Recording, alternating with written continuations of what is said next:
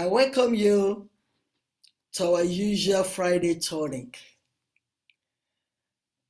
And we are having it very good this Friday. I love Friday. Friday are so special because it's the starting point of our weekend. That's why I love Friday. So this Friday is a fantastic Friday. And I want you to join learnwithjoes, an academy of knowledge economy. Every Friday I serve you Friday tonic. On Tuesday, I teach a course in philosophy of religion. My name is Josephine. I am your digital professor. And for those who are just joining this channel for the first time or viewing it for the first time, this is an academy of knowledge economy. And I want you to please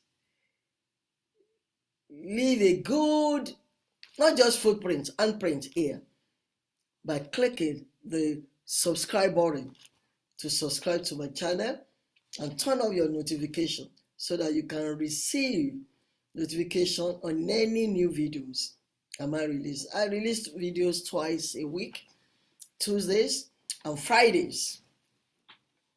Today, honestly, let's relax and talk about something that is good. My topic today is planting goodness. Planting goodness. You reap good fruits. Honestly, life is so short. Even if you spend 200 years, life is so short. There is nothing as good as planting goodness all over. Even if you do not directly get the reward for your goodness, your children will get that reward. Because it's a seed of goodness you have sown, and definitely you will reap it. And the same thing with the opposite. When you do evil, when you plant evil, you sow evil. Your generation will sow the evil. So why don't we plant goodness? Before I continue in sharing with you some very historical support of planting goodness, let's join learnwithjoes.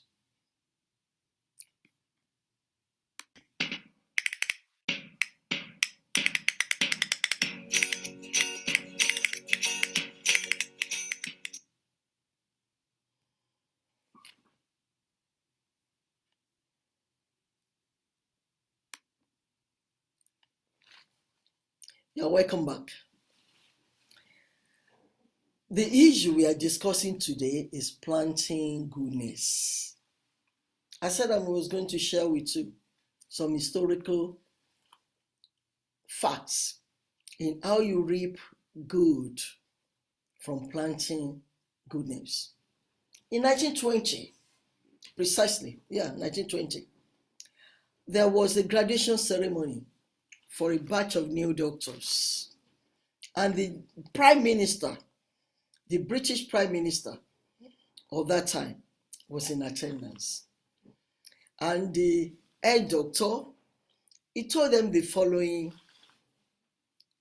story about himself. When you talk to new set of graduates, you try to encourage them, you try to give them things, how they could work out and things like that. So the eye doctor, who was then in charge of that particular batch, now got up to tell them his story.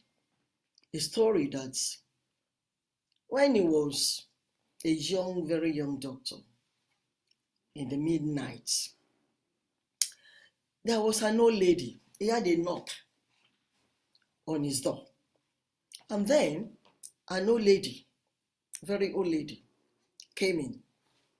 And he said, "Oh, doctor, my child is sick and he's very serious. Please come and save my child. Please."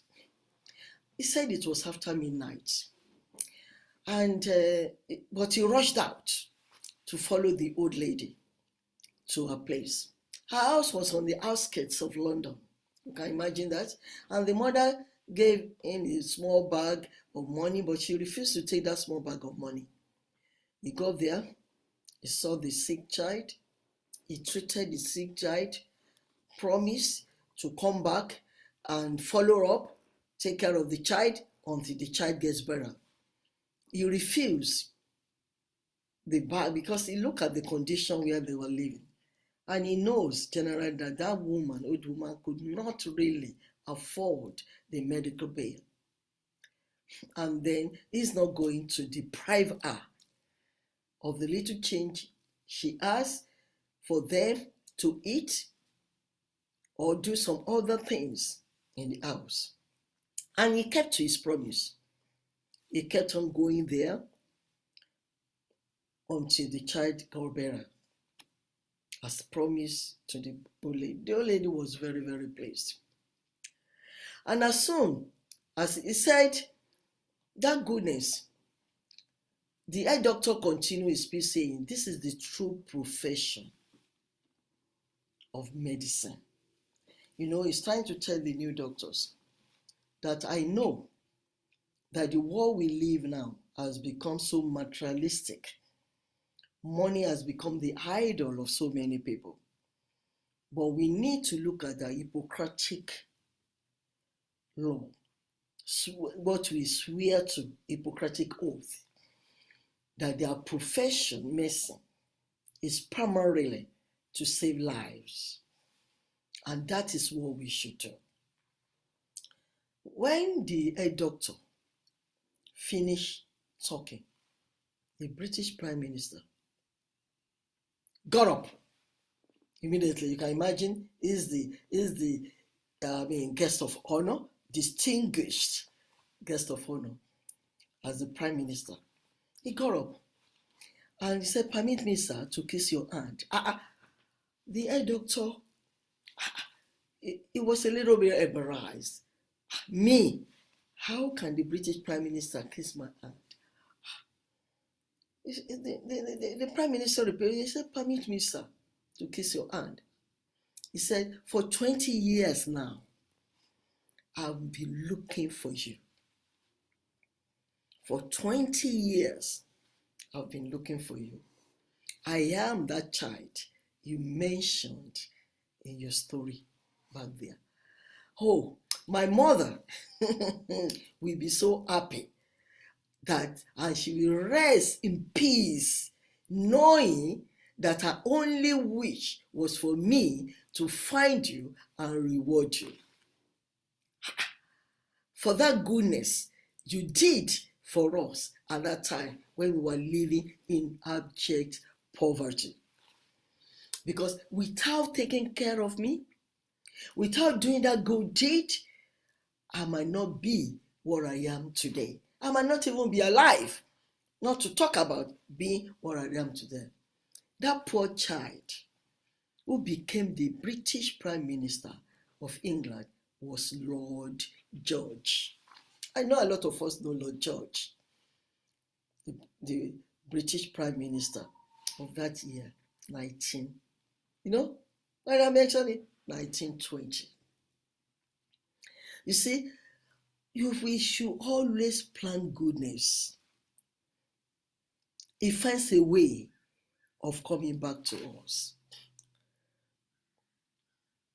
I've known stories of how a father had helped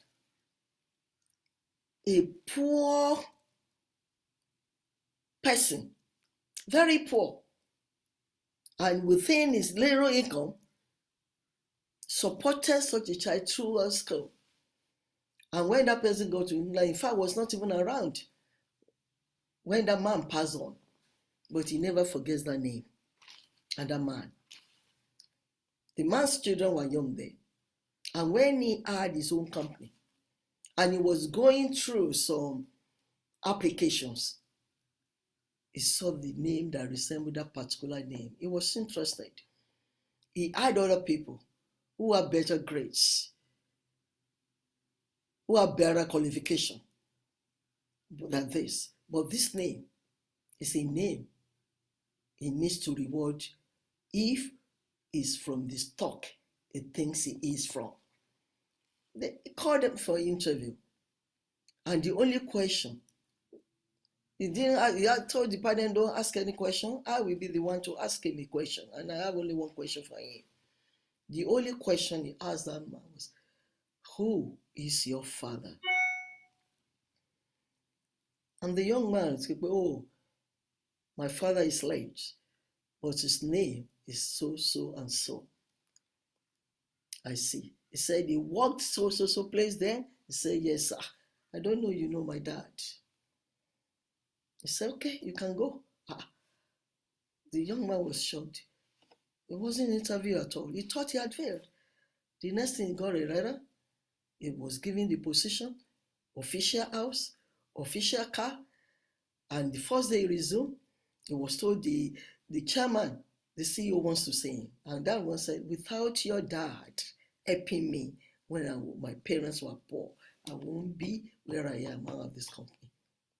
Welcome to your inheritance. That's the goodness your father has planted. There was another good deed that has been even circulated on social media of somebody who used what could have become a couple who were going and he saw a small child looking for something to eat in a trash can, in a garbage bin. And said, why are you doing this? Said, because, but your parents said, oh, they are late, it's an offer. He said, okay, I do live anywhere. I said, no, I just live wherever I want to live because I have no money to pay for. And the money they could have used to pay their own house rent that was due was given. The wife gave it to this boy. The husband was annoyed with her. Why will you do that? He said, he's a little boy. We will work and get more, that kind of thing.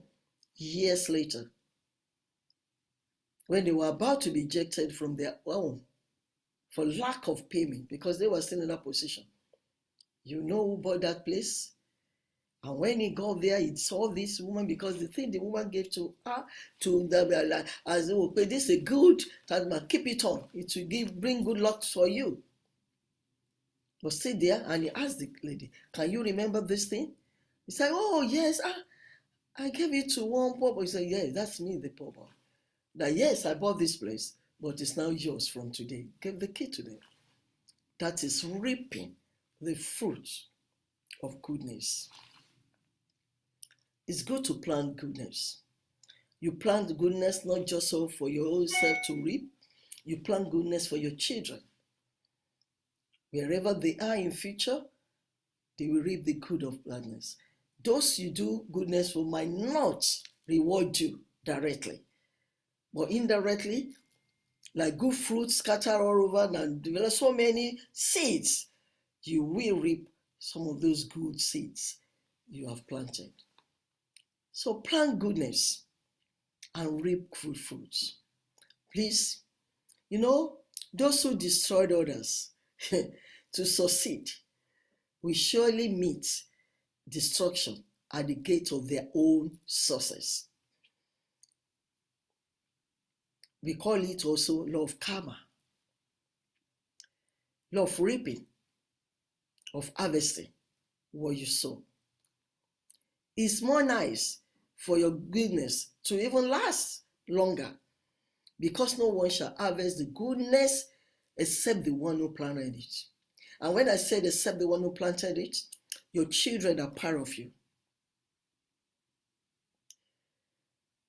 When not directly you, your children. So if you plant goodness, you will directly reap it, or your children. If you plant wickedness and evil, you and your children will reap it. So please, my clarion call this Friday that I'm serving you as a Friday tonic is to plant goodness. Always plant goodness, and it shall be well with you. That's the core values in a godly values in Christianity that I uphold. And I believe any good religion that believes in the omnipotent God, we uphold the same core values of doing good, of planting good. So plant goodness always. Thank you for viewing me. Thank you for viewing and subscribing to me. I love you, all my viewers. You are blessed. Have a wonderful weekend.